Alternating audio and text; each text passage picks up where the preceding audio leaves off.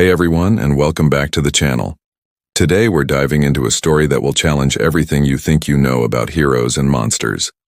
Imagine a silent, cold alien base where every metallic echo just amplifies the tension. Deep inside, in a steel chamber, a creature is chained, its massive body covered in shimmering dark silver fur, its glowing yellow eyes half closed, heavy with pain and hunger. This isn't just any creature.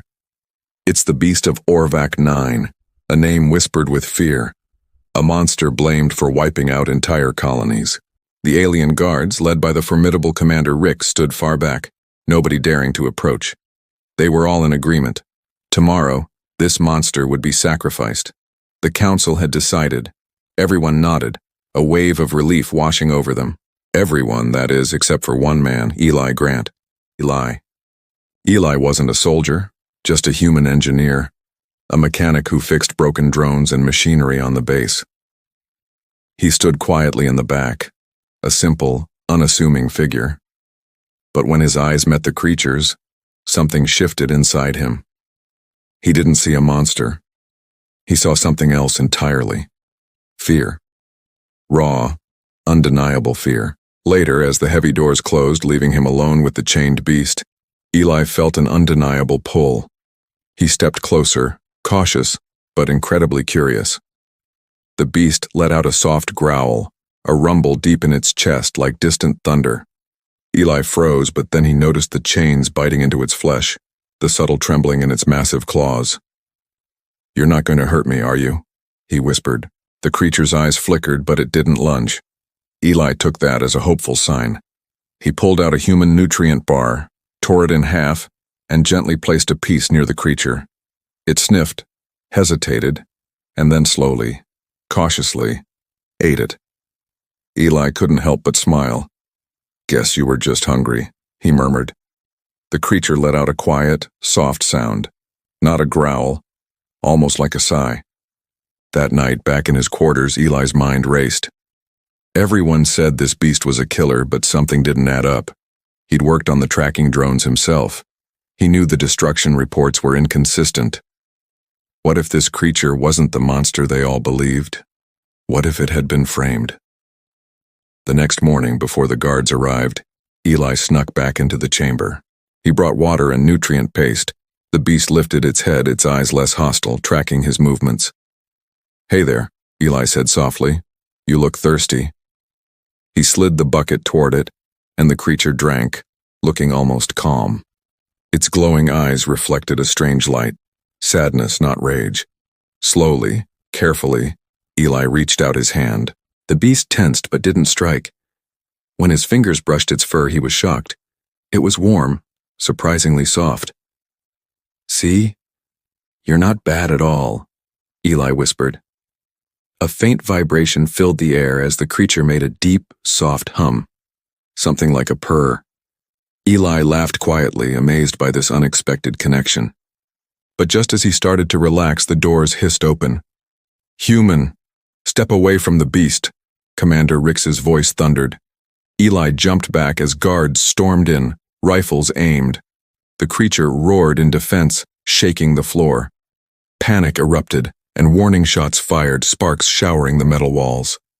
"Stop," Eli yelled. "You're scaring it. It didn't attack." Rix glared. "This animal is a weapon. It was born to kill." Eli stood his ground. "You're wrong. I saw it. It was afraid, not angry." The commander sneered. "You let your human softness blind you. The sacrifice happens tomorrow. If you interfere again, you'll be locked up with it." Eli's heart pounded, but he didn't look away. The beast stared at him through the smoke, its eyes glowing faintly. He felt that strange connection again. Somehow they understood each other. That night, sleep wouldn't come. Eli replayed the creature's calm, its quiet hum. Tomorrow, it would be gone, executed before anyone knew the truth. He looked at his toolkit, plasma cutters, magnetic keys. He knew the base's security systems better than anyone. He could open that chamber. He could set it free. But that would mean betraying his command, risking everything. Yet when he closed his eyes, he saw those pleading, gentle, alive eyes. Eli exhaled. "They said you have to die," he whispered to the empty room. But maybe they're wrong. Outside, thunder rolled across the alien sky.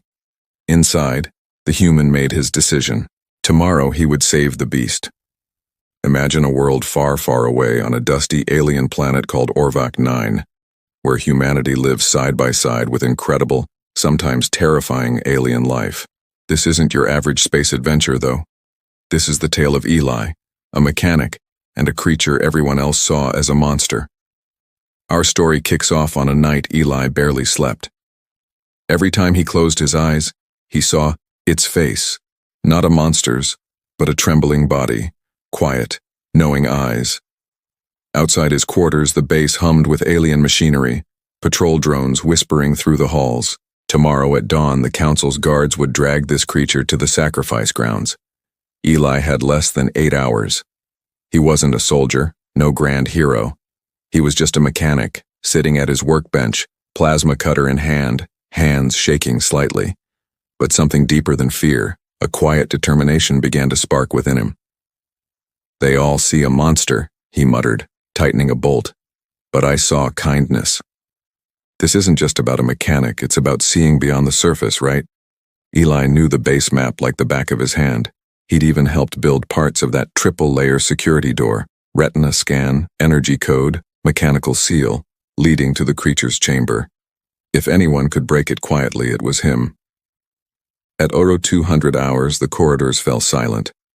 Night shift guards getting a little lazy, leaning against walls, chatting. Eli walked past them calmly, maintenance pass in hand, dressed in his gray mechanic's suit.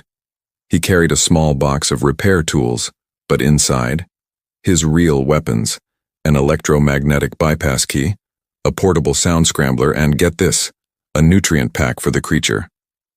When he reached that chamber door, his heart pounded like a drum solo. "All right," he whispered, crouching by the security pad. "Just like a machine, nothing special." He connected a small wire. Sparks flashed. The bypass key blinked green. Access granted. The door hissed open, releasing a wave of cold, recycled air. The creature was awake. Its eyes glowed dimly like twin moons. It growled, a low rumble at first, but then it saw Eli and the sound softened. "Hey," Eli whispered, stepping closer. "You remember me?" The creature made a soft rumbling sound. Not a threat, but something between a purr and a sigh. Its massive head tilted as if asking, "Why do you keep coming back, fragile human?" Eli placed the nutrient pack on the floor. "You need strength. If I do this, you have to trust me, all right?" He started examining the chains. Thick, metallic, powered by plasma locks. He aimed his plasma cutter. The blue light filled the room. Sparks danced as he sliced link after link. Each cut echoed like thunder. Yet the beast didn't move. It just watched him, breathing slow and deep. When the final chain snapped, Eli's pulse raced. He stepped back. The creature slowly rose to its full height, taller than any man, broader than any soldier. The floor trembled, but instead of attacking, it stepped closer, lowering its head until its glowing eyes met Eli's. "You're free now," Eli said softly. For a moment, the air was thick with unspoken understanding. The beast lowered its head even more, touching its snout gently to Eli's shoulder. A strange warmth filled the room. Suddenly, a siren blared. "Alert! Security breach in Sector 9. Eli froze. No, not now." He grabbed his bag, motioning toward the side vent. "This way, hurry!" The creature followed, surprisingly silent for its size. Eli led it through maintenance tunnels, tight, metal shafts, steam, cables. He crawled first, signaling the creature to stay low. Alarms screamed from above, red lights flashing. When they reached the lower hangar, Eli opened a small hatch to an unused cargo dock. A faint breeze came through. The exit tunnel to the outer dunes. But they weren't safe. Heavy boots stomped behind him. A squad of alien guards stormed in. "Stop! Human engineer, hands up!" Eli raised his hands slowly. The beast growled behind him, low and dangerous. The air trembled. The guards took aim. "Don't!" Eli shouted. "If you fire, it'll defend itself." Their commander, Rix, stepped forward, eyes burning. "You've lost your mind, human. That thing killed thousands." Eli shook his head. "You've never seen it up close. It doesn't want to kill. It's afraid just like we are." Rix scoffed. "Afraid? It's a weapon." "No," Eli said firmly. "It's a living being." Rix raised his rifle. "Then die with your pet." But before he could shoot, the creature moved. A blur of silver and light. It slammed its chains into the floor, creating a shockwave that knocked the guards backward. Eli grabbed his toolkit and sprinted for the exit. The beast followed, shielding him from plasma fire. Energy bolt struck its back, but it didn't slow down. It let out a roar so loud the entire chamber shook. They broke through the exit tunnel, emerging into the open wastelands of Orvac 9. A cold, dusty desert under a blood-red sky. Eli fell to his knees, gasping for air. The beast stood beside him, panting heavily, fur scorched but eyes still glowing softly. He looked up at it. "We did it. We're free." The creature turned its head toward him, then toward the horizon. In the distance, alien ships were already lifting off. They didn't have much time.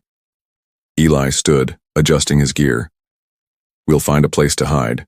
Somewhere they won't follow." The beast blinked slowly as if agreeing. Then it made that same deep humming sound again. The sound of calm. The sound of trust. For the first time, Eli smiled in the red dawn. He had done something no one else dared. He had saved the monster everyone wanted dead. But deep inside, he knew. This was just the beginning. What an incredible journey, right? It really makes you think about courage, empathy, and challenging what you're told. And don't forget to hit that subscribe button and ring the notification bell so you do not miss our next adventure. Imagine a planet bathed in the fiery glow of a red sun where danger lurks behind every sand dune. That's exactly where our story begins, with a hero named Eli, a lone figure trudging through the alien sands of Orvac 9. The music intensifies slightly, building suspense. Eli's not alone out there. Behind him, a creature of immense power, yet startling grace follows. They've just escaped a military base, but freedom isn't guaranteed. Up above, the telltale streaks of patrol drones paint the sky. Commander Rix is hunting them. Eli, ever the survivor, stops on a ridge. He turns to face his unlikely companion. The creature's silver-gray fur shimmers in the dawn, revealing faint, cruel scars, evidence of terrible experiments. My heart aches just thinking about it. "They did this to you, didn't they?" Eli murmurs, his voice filled with a quiet understanding. The creature tilts its head.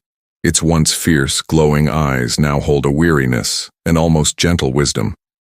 Eli, showing his true character, offers it water from his precious supply. And as the creature drinks, he smiles, giving it a name, Mira. A moment of connection. A spark of hope in a desolate world. A sudden low hum enters the soundscape. But peace on Orvac 9 is fleeting. A deep hum vibrates through the air. An engine. Eli's instincts kick in. He spots a patrol skimmer, fast approaching. "Down," he whispers, pulling Mira behind a cluster of jagged rocks. The skimmer hovers, its red beams sweeping the ground. The tension is palpable.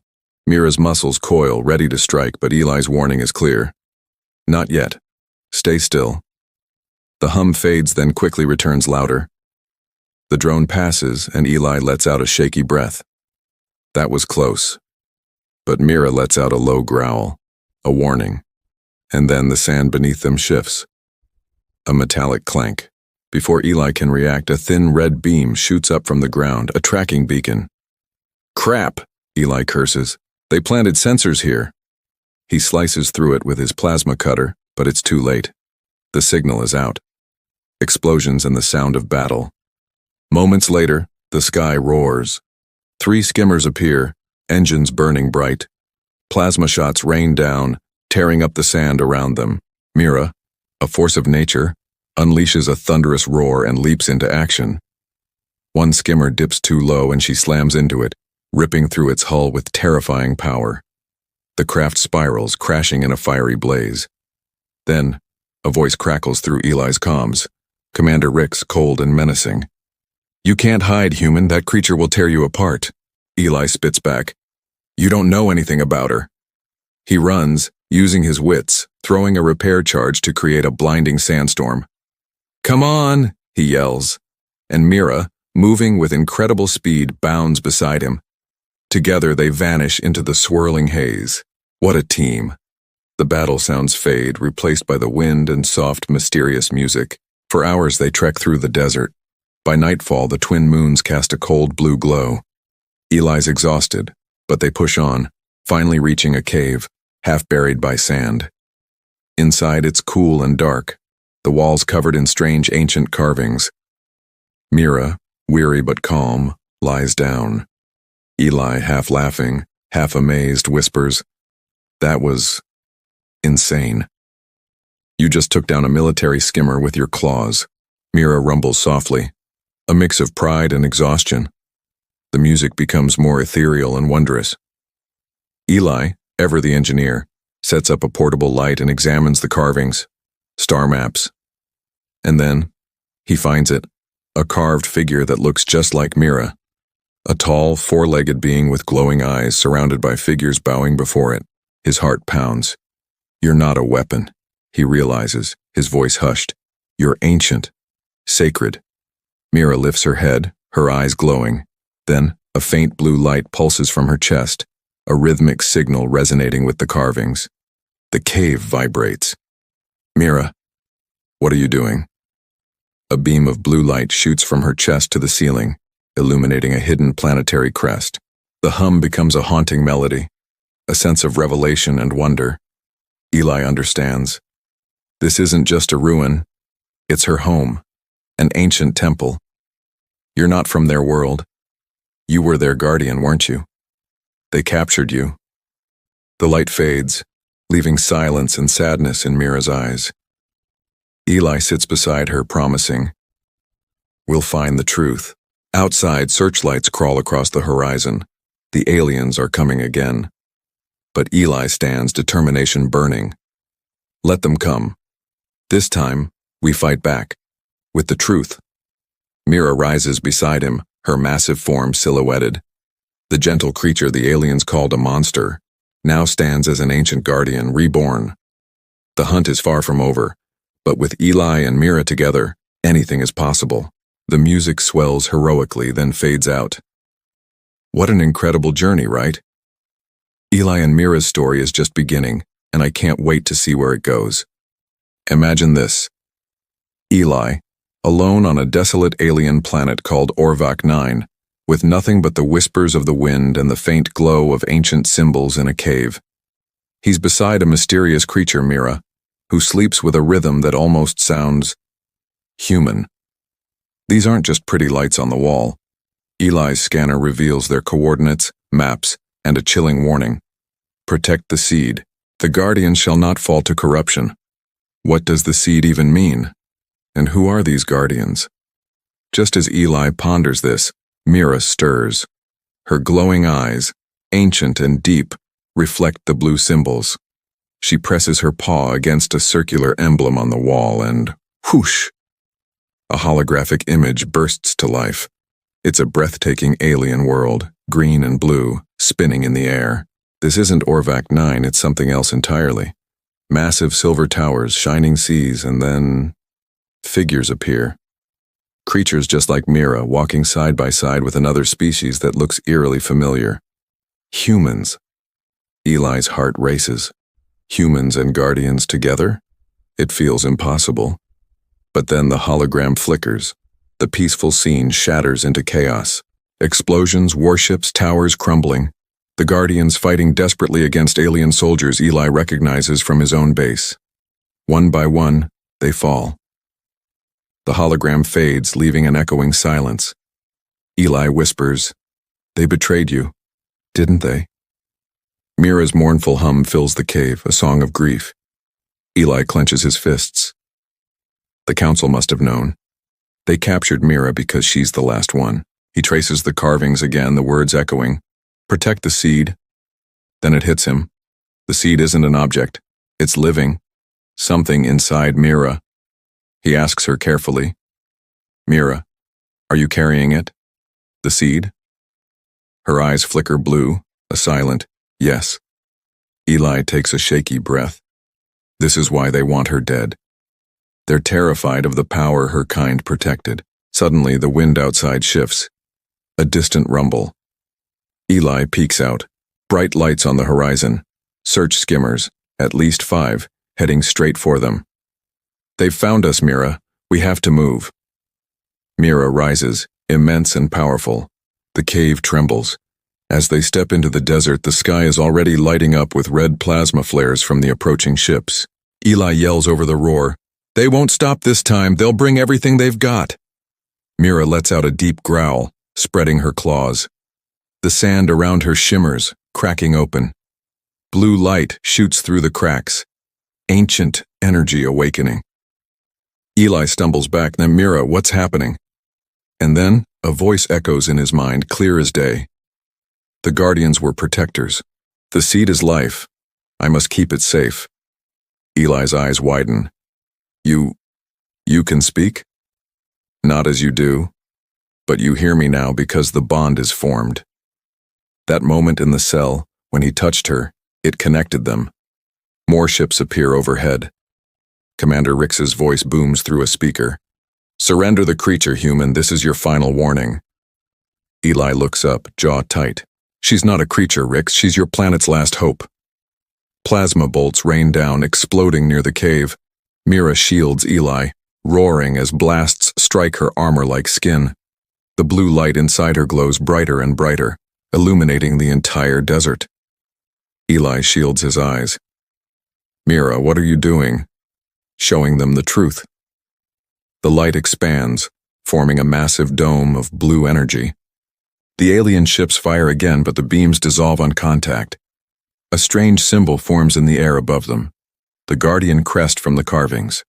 Inside the dome, the air shimmers with visions, memories of Guardians helping worlds grow, healing ecosystems, bringing balance. The aliens outside stop firing, confused.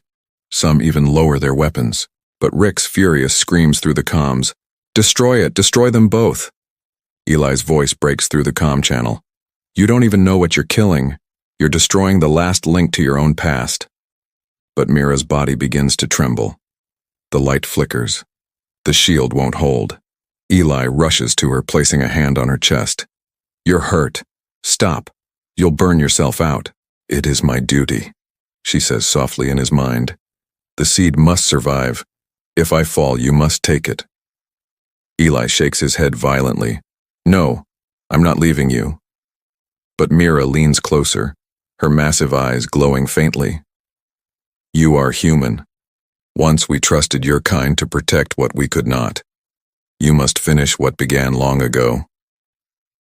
The light flares again, stronger, pushing back the ships for a brief moment. Eli feels warmth spreading through his arm where his hand touches her. Something is transferring. Energy, data, part of her consciousness. No. Please don't. The glow fades, and Mira's head lowers slowly. Her breathing becomes shallow. The dome crumbles. Eli falls to his knees beside her. Stay with me, Mira, please. She gives one last soft hum, the same comforting sound from their first night in the cell, then silence. Eli sits there in the falling light, surrounded by smoke and sand. The ships circle above, hesitant. Then he notices it, his arm, glowing faintly blue. Her mark. The seed. It's now inside him. He looks up at the sky, his eyes burning with fury and sorrow. You wanted her gone, he says quietly, but now her power lives in me. The desert wind rises again, and the first drops of acid rain begin to fall. The war for the truth has just begun. Imagine a world where rain burns like acid, a constant hiss against metal and stone. That's Orvac 9, and our hero Eli is walking through it, drenched and heavy-hearted. Just behind him, a cave holds the memory of Mira, a friend he lost, her blue glow fading into the sand. But Mira isn't entirely gone. Inside Eli's arm, that same blue light pulses. a living, breathing presence. It's not painful, but alive, like a heartbeat that isn't his own. He can feel Mira, faint but real, whispering through his mind. Protect the seed. He has no idea what the seed is, but he can feel it, a living current moving through his veins. His skin glows faintly, and the ground beneath his feet seems to respond to his steps. He's trudging through a wasteland, leaving behind the alien base where he used to work, knowing full well that Rix, his former employer, won't stop until he's found. Drones are buzzing somewhere above, searching for his signal.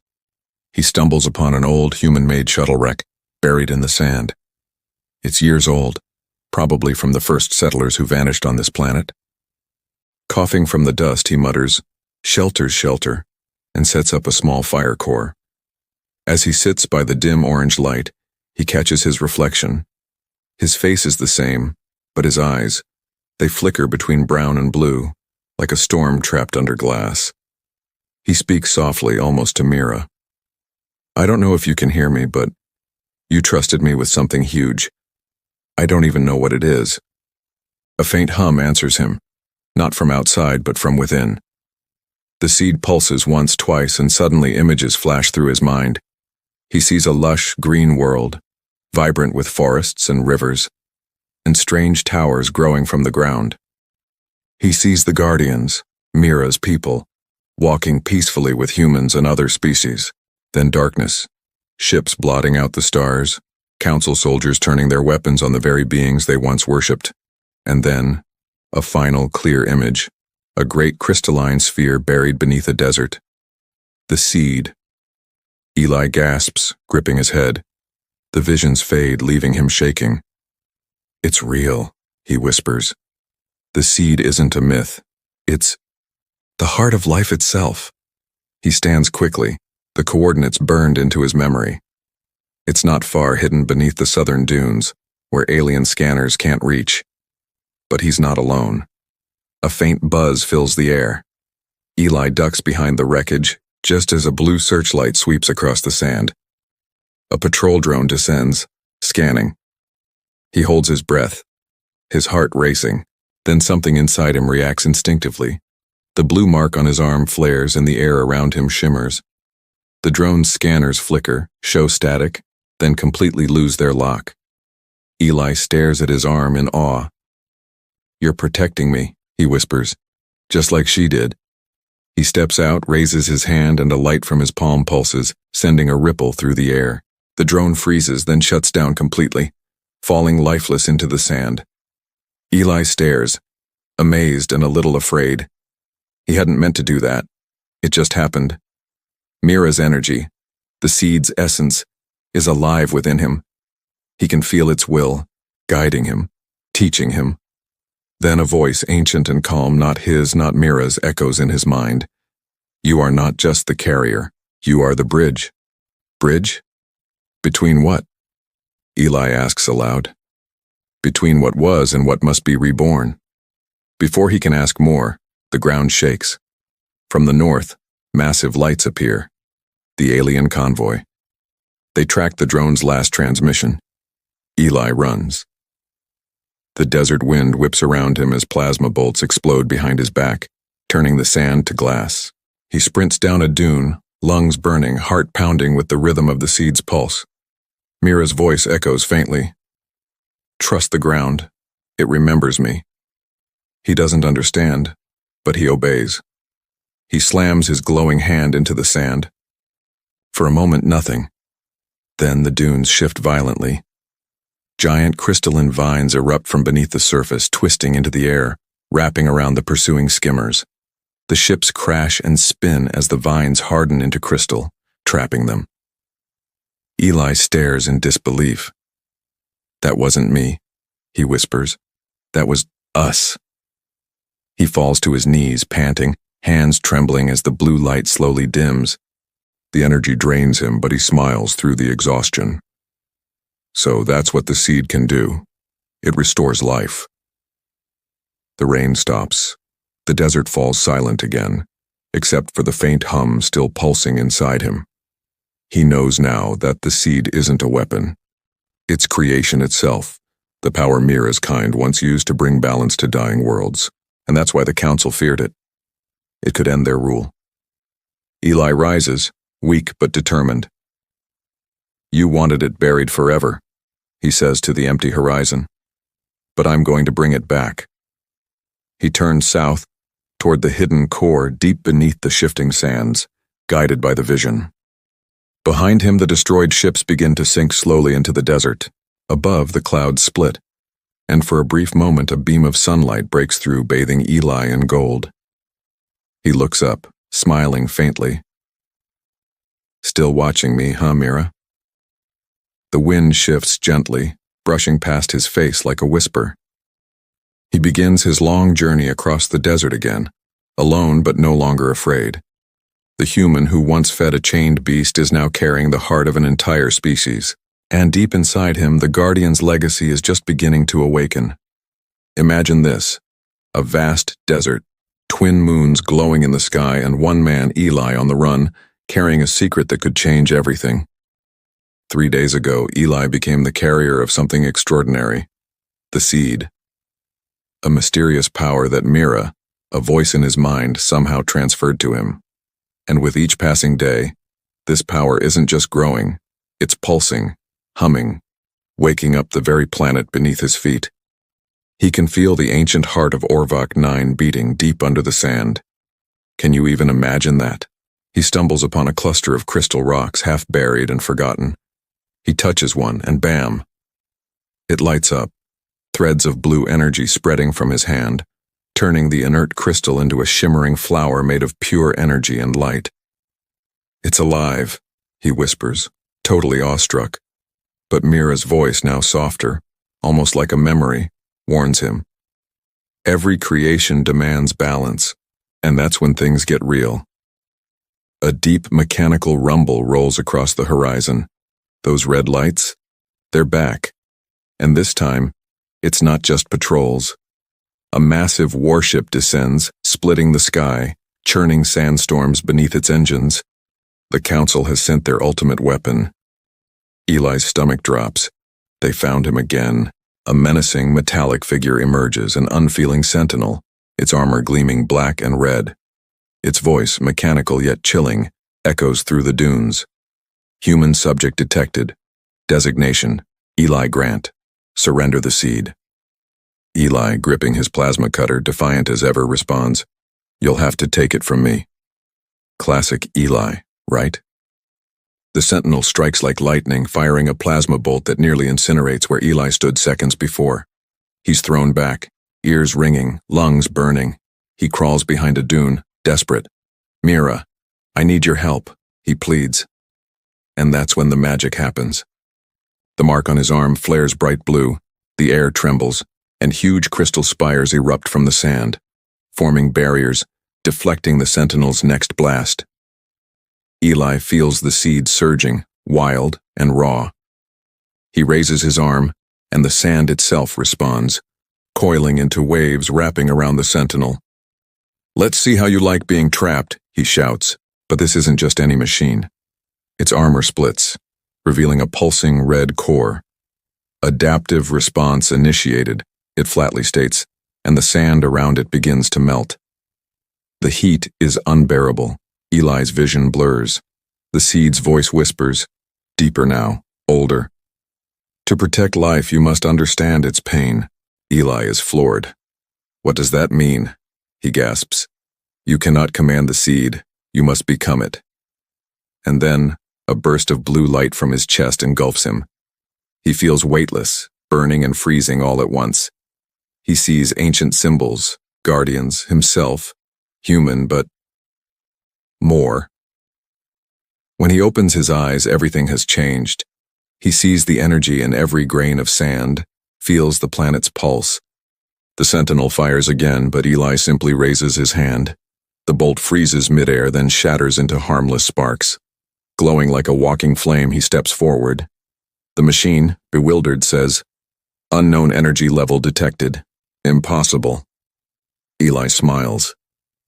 "Yeah," he says softly. You aliens keep saying that about humans. He clenches his fist and the sand erupts, consuming the sentinel in a surge of blue light. Boom. Nothing left but molten metal cooling in the night. Eli drops to his knees, drained but alive. He looks at the melted sand, then at the glowing horizon where dawn begins to rise. Guess I'm not just a mechanic anymore, he whispers. The seed pulses gently, a silent cheer. But wait. The sky flickers. Dozens of red lights appear. Ships, too many to count. The council isn't giving up. They've seen what he can do, and now they fear him more than ever. Eli stands, his hand glowing once again. You can come, he says quietly. But I'm not running anymore. The wind howls, carrying his voice across the barren world. The crystals he awakened hum softly, a chorus rising for battle. The seed within him is no longer silent. It is awakening. And soon, all of Orvac 9 will awaken with it. Imagine this. The twin suns of Orvac 9 blaze across a desert, but something's stirring beneath the sands. A deep rhythmic hum. The planet is waking up. Meet Eli. He's just survived an intense battle. Clothes torn, body bruised, but his eyes, they're burning with pure determination. Around him, crystal spires, born from his fight, shimmer like a planetary cathedral. He can feel the seed, an ancient power, pulsing within him, growing stronger. And then the sky darkens. Not with clouds, but with shadows. Ships, dozens of them. The Council's armada. Eli takes a deep breath. Guess they brought the whole army this time. A familiar warmth, Mira's encouragement, brushes through his mind. He looks up. Don't worry. I'll finish what you started. The first wave of warships descends, plasma cannons charged, humming with deadly energy. But Eli is ready. He raises a glowing hand and the ground vibrates. The crystal spires light up, sending beams into the sky. And from the desert floor, something ancient stirs. The sand swirls, revealing colossal metallic roots, towers, geometric shapes pulsating with light. Orvac 9 isn't just a planet, it's alive.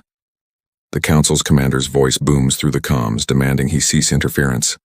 But Eli just laughs softly. That's where you're wrong. The first plasma barrage rains down and vanishes. A massive, shimmering blue shield erupts from the desert, deflecting every blast. The crystal towers resonate like a choir, their hum growing louder, deeper, stronger. Eli's feet lift slightly as the seed's power surges. His eyes glow, twin orbs of blue fire. Ancient runes like glowing armor form around him. He's not just carrying the seed anymore. He is the seed. A low, rumbling voice fills the air, not Mira's, but the planet itself. Guardian reborn, the circle restores. Eli spreads his arms and waves of light explode from the ground. Crystal trees sprout from the sand. Long dead rivers shimmer to life and the desert blooms. The Council fleet falters, their scanners going wild. This barren world is transforming into a living organism right before their eyes. The commander screeches, "Fire everything, wipe it clean." Hundreds of plasma bolts ignite the sky, raining down. Eli stands firm. His voice is a quiet whisper. Not this time. He thrusts both hands upward. The bolts stop midair, suspended in a web of glowing threads from the planet. Then with a single motion he sends them back. Faster, brighter. The fleet explodes in flashes of blue and red, ships tearing apart. But Eli's strength falters. He kneels, the energy burning through him, the seed consuming his life force to protect the world. Then, Mira's voice, clear as starlight, whispers, "You're not alone, Eli." He smiles faintly. "You never really left, did you? I am part of you now, as you are part of us." He closes his eyes, letting the energy flow. The light expands beyond the desert, beyond the planet's crust. For a moment, every ship, every being in orbit sees it. A massive, radiant sphere of blue light pulsing from Orvac 9 like a second sun. The planet's voice echoes across the stars. Balance restored. Guardian awakened. The seed endures. The remaining council ships retreat, their systems failing. Commander Rix watches, trembling. This can't be possible. A human did this? As the fleet vanishes, silence returns to the desert, now filled with the scent of rain, fresh and clean. Eli stands in the center of a new living valley, breathing heavily. His eyes return to normal, his body weak but peaceful. Green shoots push through the soil, flowers bloom. "You did it, Mira," he whispers. "Your world lives again." A soft breeze, like a touch, brushes him. He smiles. Then, a faint blue light near the crystal towers. A translucent shimmering shape forms, Mira's silhouette majestic. Her glowing eyes fill with pride. "You kept your promise," her voice echoes in his mind. Eli nods, tears in his eyes. "I didn't do it alone." Her image flickers. "The seed is yours now, Guardian. Protect it, until it's time for the next awakening." And then, she's gone. Eli stands, watching the horizon bloom with color. Rivers of blue, fields of gold, crystal towers rising like memories. The planet, once dust, now breathes with life. He looks at his hand, still faintly glowing. "Guess I'm not just a mechanic anymore," he whispers, a soft laugh escaping him. "Maybe. I'm the last Guardian." And so, a dead world is reborn, a human standing small but radiant in a valley of light as distant stars bear witness. The Guardians will awaken once more. What an incredible journey, right? Eli's story reminds us that even when facing overwhelming odds, one person's determination and connection can change everything. It's about finding that inner strength and protecting what truly matters.